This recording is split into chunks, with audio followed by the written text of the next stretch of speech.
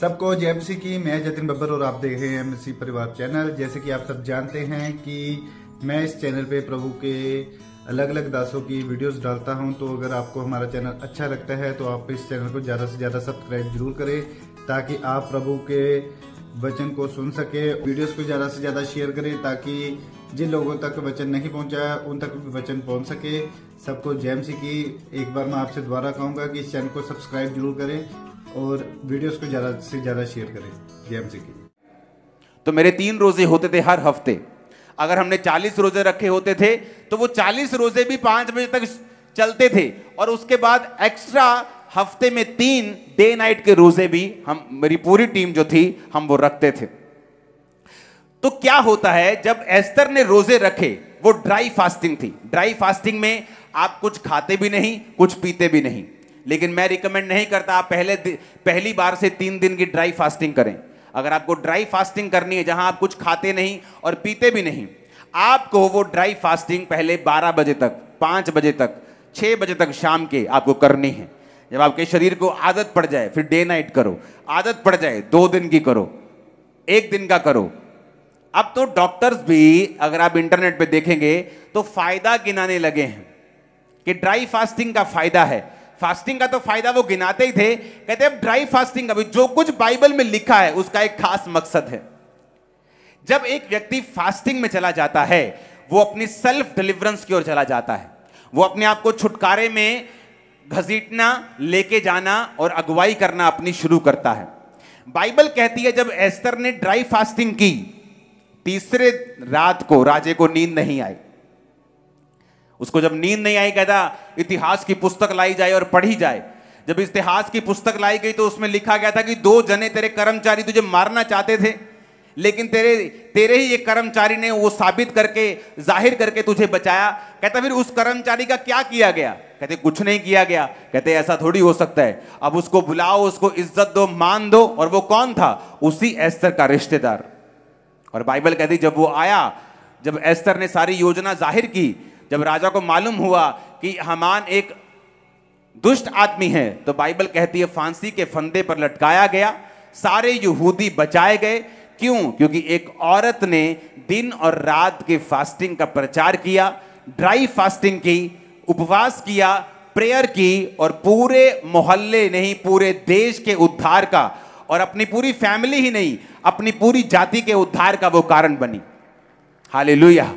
आप में से कितने लोग हैं जो अपने परिवार के लिए फास्ट करते हैं? कितने लोग हैं जो ड्राई फास्ट करते हैं, सूखा रोजा रखते हैं? आपको ये बात समझनी है, उपवास में एक पावर है।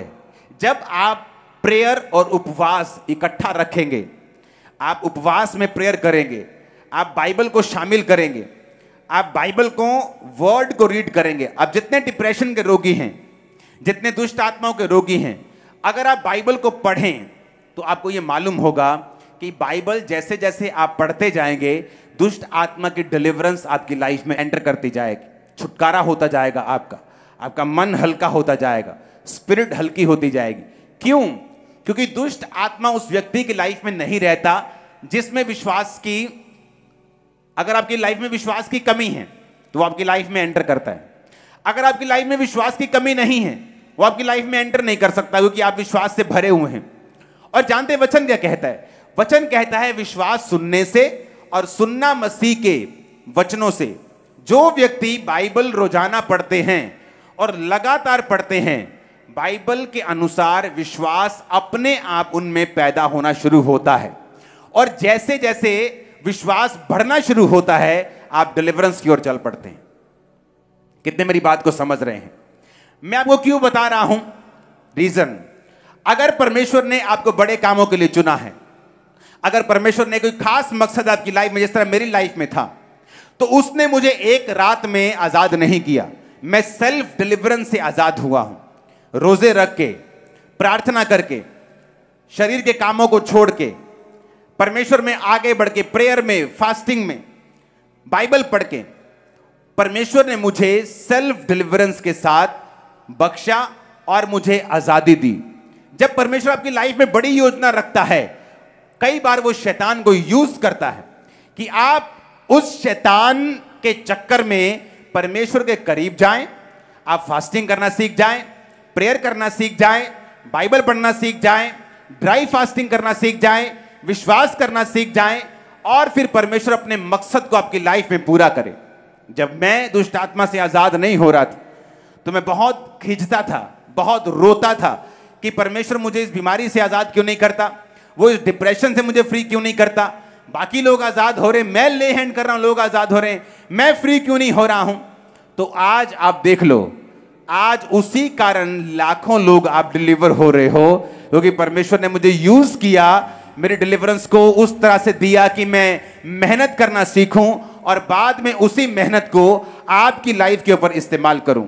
हालेलुया, ऊंची आवाज बोलो हालेलुया, फिर से हालेलुया बोलो जोर से। तो अब मुझे यह समझ होनी चाहिए, dry fasting, prayer, Bible reading, यह मेरी लाइफ का एक अटूट हिस्सा होना चाहिए। जो परमेश्वर ने ऑर्डर बनाया है, जो सिस्टम बाइबल का बनाया है, मुझे उस ऑर्डर को ब्रेक नहीं करना, ताकि शैतान मेरी जिंदगी में एंटर ना करे, वो मेरी लाइफ में एंट्री ना मारे और ऐसा कोई काम ना करे जो मुझे पसंद नहीं। ऊंची आवाज में हालेलुया बोलो। अब मैंने आपको बताया था कि शैतान जो खुद एक वर्शिपर था, जब एक विश्वासी प्रेज करना, इसलिए मैं कहता हूं जब आप डिलीवरेंस वीक्स में आए तो मैं बड़ा हैरान हो रहा था। जब मैं चर्च में आ रहा था तो 3-3 किलोमीटर लोग अभी भी आ रहे थे और वर्शिप निकल चुकी थी। तो मैं ये सोच रहा था कि इनको अगर वचन का मालूम हो कि वचन में क्या लिखा है तो ये हमेशा वर्शिप शुरू होने से पहले आए। क्यों मालूम? पौलुस और सिलास बंधनों में थे, आधी रात को पौलुस और सिलास भजन गाने लगे थे। शैतान के जकड़े हुए कि बॉन्डेज है, सांगलों में बांधा हुआ है, शैतान ने रुकावट डाली है, और लिखा आधी रात को परमेश्वर की आराधना करने लगे। मैंने अपनी लाइफ में नोटिस किया है, जो लोग आराधना करना जानते हैं, आपके घर में एक सिस्टम होना चाहिए। मैंने लोगों में कमी देखी है। वो कमी क्या है? जब आराधना शुरू होती है वो प्रेयर करना शुरू कर देते हैं, क्योंकि उस समय क्या होता है, परमेश्वर की प्रेजेंस उतर आती है। जब परमेश्वर की प्रेजेंस होती है वो प्रेयर करना शुरू कर देते हैं। आपको यह मालूम होना चाहिए, प्रेयर का एक टाइम है। जब वर्शिप चल रही है तो क्यों वर्शिप चल रही है? क्योंकि जैसे ही पौलुस और सिलास ने आधी रात को आराधना की, बाइबल कहती है आसमान से दूत उतरे, धरती हिली, भूकंप हुआ, उनकी चेन्स टूट गई और परमेश्वर ने उस जेल से उसको आजाद किया, बल्कि जेल के दरोगा को भी हिलाकर उसके पूरे घराने को बपतिस्मे के लिए तैयार कर दिया। कैसे हुआ? वर्शिप से। लेकिन आज जब वर्शिप स्टार्ट होती है तो आत्मा उतरने लगता है।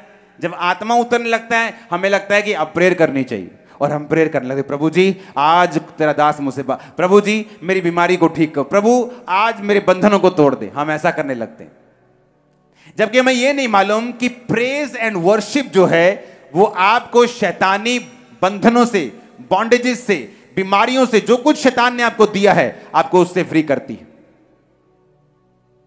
और आज से जब भी वर्शिप चल रही हो आप वर्शिप करें। अगर 1 घंटे की वर्शिप है, आप उसमें 5 मिनट, 2 मिनट, एक मोमेंट आता है, आप आत्मा से भर चुके हैं, आप प्रेयर कर सकते हैं, आप शैतान को डांट सकते हैं। पवित्र आत्मा ने बहुत आपको उभार दिया, किसी खास जन के लिए जो बचा नहीं है, सेव नहीं है, आप उसके लिए प्रेयर कर सकते हैं। लेकिन एवरी टाइम जो वर्शिप चले आप कंटिन्यू प्रेयर में हैं, क्योंकि आपको वचन की नॉलेज नहीं है। अगर आपको वचन की नॉलेज हो, आप कंटिन्यू प्रेयर नहीं करेंगे जब वर्शिप चल रही होगी, क्योंकि बाइबल कहती है जब आप वर्शिप करते हैं आप बंधनों से आजाद होते हैं, जब आप आराधना करते हैं आपके बंधन जो है वो टूटते हैं। हालेलुया। और इसीलिए हमें वचन से भरपूर होना है। अगर वचन की शिक्षा से भरपूर होंगे, हमें मालूम होगा वर्शिप के टाइम वर्शिप करनी है, टेस्टिमनीज के टाइम सुनना है, क्योंकि बाइबल कहती है विश्वास सुनने से, और सुनना मसीह के वचनों से। सिर्फ वचनों को सुनना नहीं, वचनों से जो गवाहियां हो रही हैं उनको भी सुनने से आपका विश्वास बढ़ता है। तो चर्च में जो कुछ हो रहा है, चाहे वो गवाहियां हो, चाहे वो टेस्टिमनीज आप सुन रहे हो, चाहे वर्शिप हो रही हो, आपको उस पूरी मीटिंग में हिस्सा लेना होता है ताकि परमेश्वर का आत्मा आपको पूरी रीति के साथ डिलीवर कर सके। अगर आपको चर्च में आना ही है, टाइम निकालना ही है, तो क्यों नहीं हम जल्दी आए? क्यों नहीं? आज वर्शिप के टाइम 70% चर्च भरी थी। सुधर गए हो आप लोग, लेकिन अभी भी लाखों लोग लाइंस में थे। अगर मुझे आना ही है चर्च, तो मैं क्यों नहीं समय पर आऊं ताकि मैं वर्शिप वाला पार्ट जो है वो मिस ना करूं, क्योंकि मुझे मालूम है कि अगर मैं वर्शिप करूंगा तो मैं डिलीवर होऊंगा, मैं आजाद होऊंगा। अपनी पड़ोसी को बोलो वर्शिप कर। फिर से बोलो ऊंची आवाज में, फिर से बोलो ऊंची आवाज में, हालेलुया, हालेलुया। जब पौलुस और सिलास आराधना करे तो परमेश्वर ने छुड़ाया।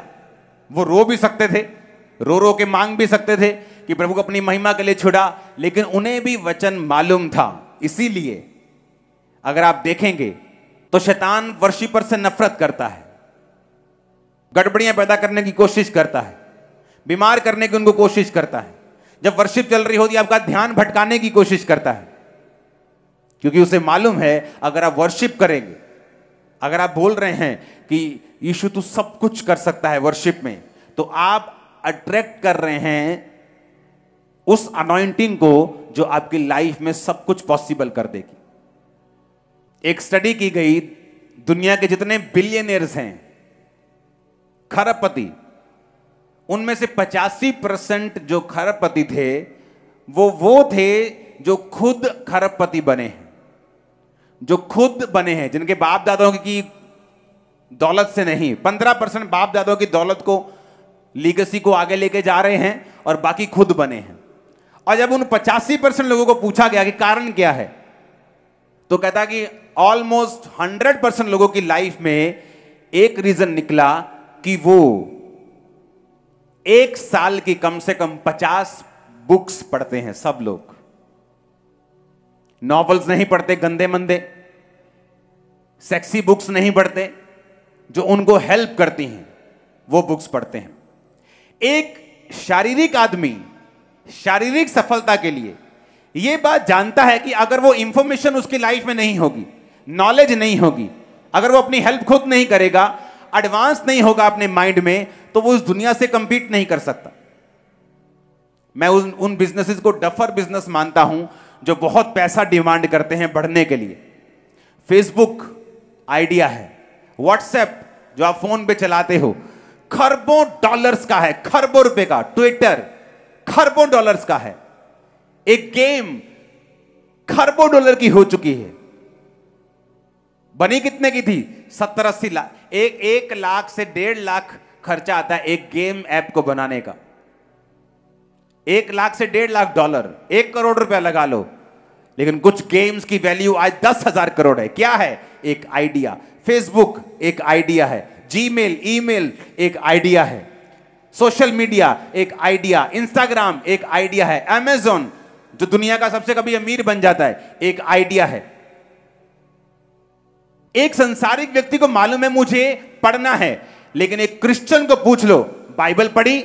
नहीं जी, मेरी वाइफ पढ़ती, मेरी मां पढ़ती, मेरा बाप पढ़ता है, मेरे बच्चे पढ़ लेते हैं। एक संसारिक व्यक्ति बुक्स पढ़ के अपने संसारिक कामों में कामयाब हो रहा है, लेकिन एक क्रिश्चियन व्यक्ति बाइबल नहीं पढ़ रहा। पास्टर भी तब बाइबल पढ़ के आते जब उनको प्रीच करना होता है। मेरी लाइफ का ये रूल है, मैं प्रीचिंग के लिए बाइबल नहीं पढ़ता हूं। मैं जब अपने रूम में जाता हूं अपनी पर्सनल स्टडी के लिए, अपनी पर्सनल ग्रोथ के लिए मैं बाइबल पढ़ता हूं। और जब जब पर्सनल ग्रोथ के लिए आप बाइबल पढ़ेंगे, खुदा से बात करने के लिए, खुदा को जानने के लिए, उसमें बढ़ने के लिए, आप ऐसी रेवलेशंस को पाएंगे जो आपने सोची भी नहीं होगी। और जिस तरह से शारीरिक आइडिया उनके पूरे सिस्टम को बदल रहा है, एक स्पिरिचुअल आइडिया भी आपकी पूरी लाइफ को चेंज कर सकता है। आपकी फैमिली सेफ क्यों नहीं होती? क्योंकि आपको मालूम नहीं हैंडल किस तरह से करना है। मालूम क्यों नहीं? क्योंकि हमने कभी बाइबल नहीं पढ़ी। क्योंकि जब आप बाइबल पढ़ते हैं, परमेश्वर आपकी जिंदगी के केस के हिसाब से आपको गाइड करना शुरू करता है। जब आप बाइबल के साथ जुड़े हुए होते हैं, वो आपके वचन को, जो लोगोस है, जो सबके लिए है, रेमा बनाता है, यानी आपका पर्सनल वचन आपके लिए पर्सनलाइज कर देता है कि वो वचन ऐसा लगता है कि आपके लिए लिखा गया है, वो आपके लिए जागृत हो जाता है, आपके लिए जीवित हो जाता है। तब लाइफ जो है वो बदलनी शुरू हो जाती है। कितने मेरी बात को समझ रहे हैं? जो लोग खुदा के साथ समय नहीं व्यतीत करते, बाइबल में, प्रार्थना में, उपवास में, उनका डिलीवरेंस में जाना बहुत ही मुश्किल होता है। क्योंकि जो लोग ये काम करते हैं उनको ये मालूम है कि वो डिलीवर होते जाएंगे, वो आराम से निकलते जाएंगे और शैतान का उनकी जिंदगी के ऊपर कोई भी अधिकार नहीं होगा। जब चर्च में आए, टाइम पर आए, वर्शिप अटेंड करें, कंप्लीट वर्शिप करें, क्योंकि जैसे ही आप वर्शिप करेंगे आप छुटकारे के नीचे होंगे।